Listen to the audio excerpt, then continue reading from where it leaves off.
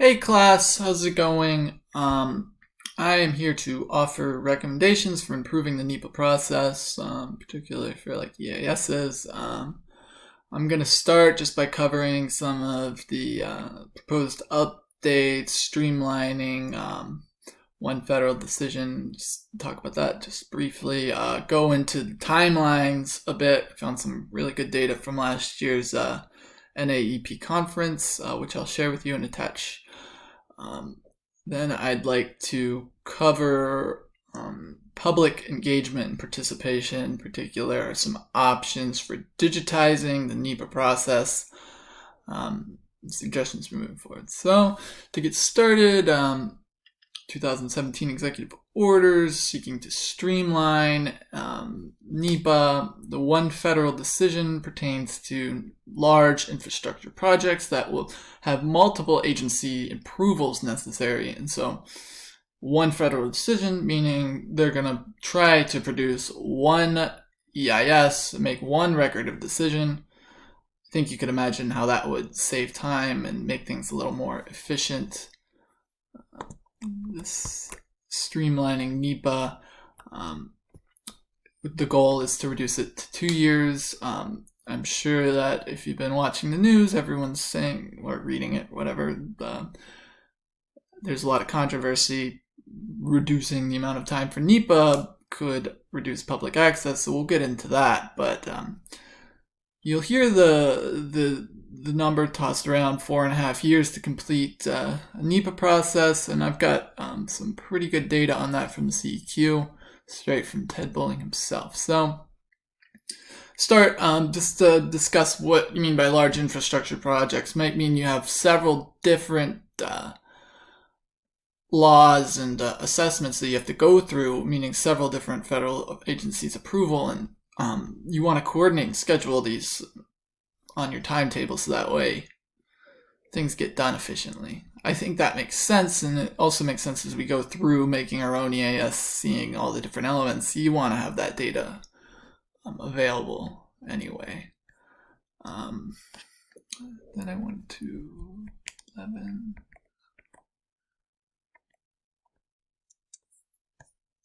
So just to cover a little bit more about the one federal decision, streamline permitting. This is the words from the executive order itself. I'll share this slide so you can look into it more in detail, but essentially we're trying to make it more efficient, save some money. Next page was discussing some of these reasons, purposes, goals. The key one here is 2 years. So they're saying 4.5 years. What does this mean? This will mean trying to do your whole EIS in this sort of a timeline. Still, you have scoping, you have public comment periods. This is where I'm honing in on it for increasing the efficiency, just something a little bit easier to talk to than how to coordinate all the activities, at least for me. So what do they mean? You're saying 4.5 years is the average EIS. Well, that means that more than half of them take less that much time. And it's, what do you call this, a power law? Something like that? Yeah, some of them take a really long time. The last forum post I reviewed a EIS that took over 10 years technically for their project planning and stuff, but I don't know if they, from notice of intent to publication of record of decision, if it took that long.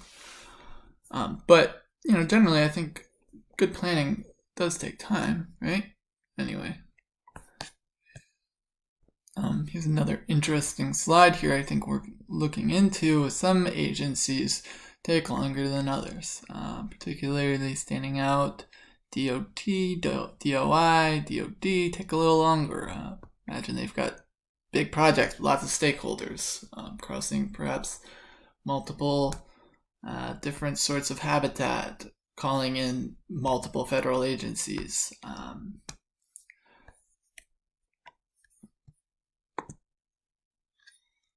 And then this is what 4.5 years looks like, mostly all in that first stage. you can see where there's potential to cut back. Moving on to another of the proposals, like the CEQ is proposing to cut out the need for cumulative impacts. Looking at Smith's presentation at the conference, he says that really everything is kind of a direct impact. Maybe we are focusing too much on trying to separate direct, indirect, cumulative, and really everything is just a chain reaction in a way. And I think that makes sense to me, because I definitely had an easy time identifying what sort of impact could be, but not necessarily categorizing it. What else does he say? He says that it's fake news, right? It's kind of funny. And that cumulatives are merely the sum of direct impacts that can be added up. I guess that makes sense, right? But I wonder how this will change in EISs that are published going forward. We will see. And to go a little bit further into how to coordinate all the different laws and stuff, I'll refer you to this slideshow right here. Even got Doc T in it, so I'm not looking for extra credit, but I think it would be well worth your while to take a look at this. I found it, pretty interesting, and I think it would help us in our schoolwork as well. Now, just want to discuss public participation. As you saw the timelines, there's opportunities for improvement. I think that improving public participation can help the whole process move forward. It involves scoping, public comment on draft and final EISs prior to record of decision. If you don't really do a good job public comment, you can delay the whole project through lawsuits. And I think that it gives a lot of opportunity for enhancing the overall process, because public can offer a different perspective. Good or bad, doesn't matter, but you know what people are concerned with, and I think that's very important. In our latest environmental lounge at NEPA chapter group, Dr. Kusho spoke, and she said that virtual engagement actually resulted in more participation than in-person meetings have. Somewhere around 100 people participated versus 40. Got the link there. Save it. You guys can watch it anytime. I think there's a key point that these meetings can be online as long as public has internet access. I think that some areas this may be more of a concern than others. But a key advantage I see is that it can be recorded, because like we know with online education, sometimes asynchronicity works best for being able to do something, especially when you're busy. I've got a good example of what is going on now with NEPA, the BLM. I'm sure by now maybe most of you have seen some of their e-planning websites. I just want to share one just for lithium mine in Nevada.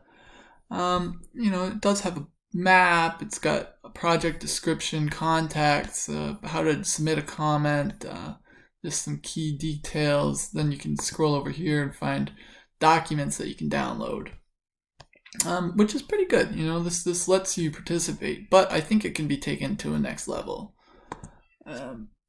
My good example is the Forest Action Plan for Montana. Go to the main page, top of the main page. You see it just displays the information. It's got pictures. It offers a lot of links. You can go to a story map, which will share even more data, just pictures, that sort of thing. Maps.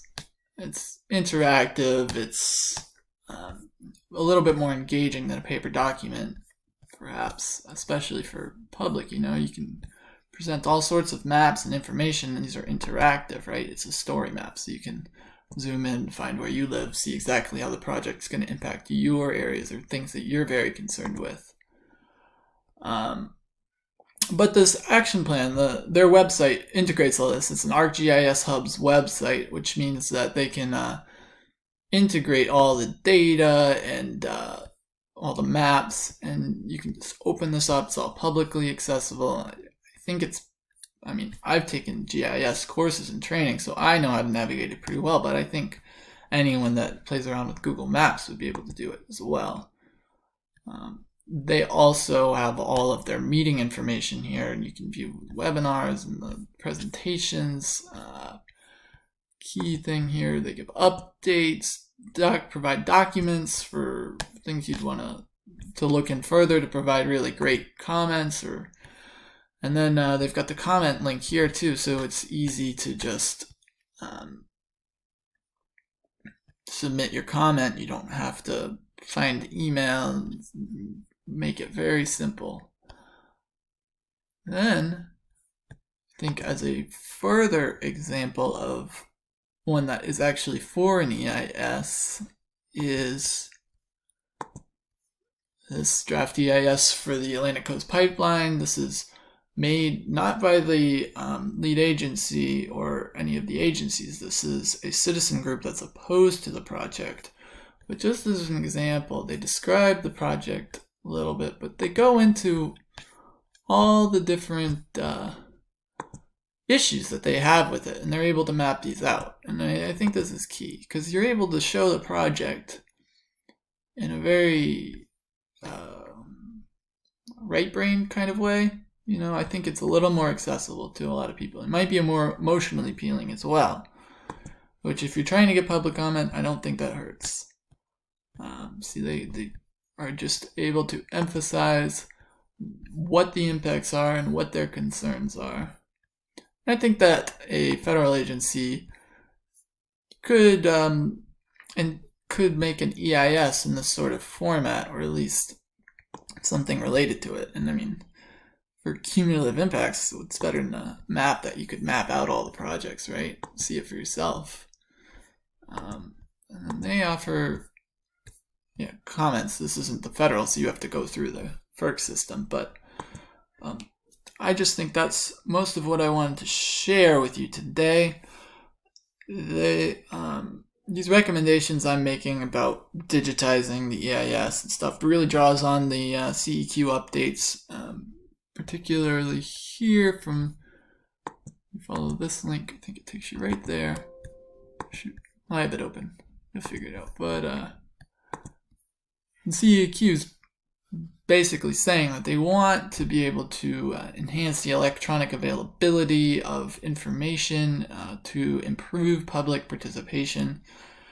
And I think that integrating the EIS on a website, particularly through ArcGIS or another platform that allows you to map, have pictures, and have everything readily accessible, like more like this than this, would severely help the project. Now, this is a bit of a ramble. I'm sorry for the extended duration. I hope it helps. Thanks for listening. Look forward to hearing other people's contributions as well.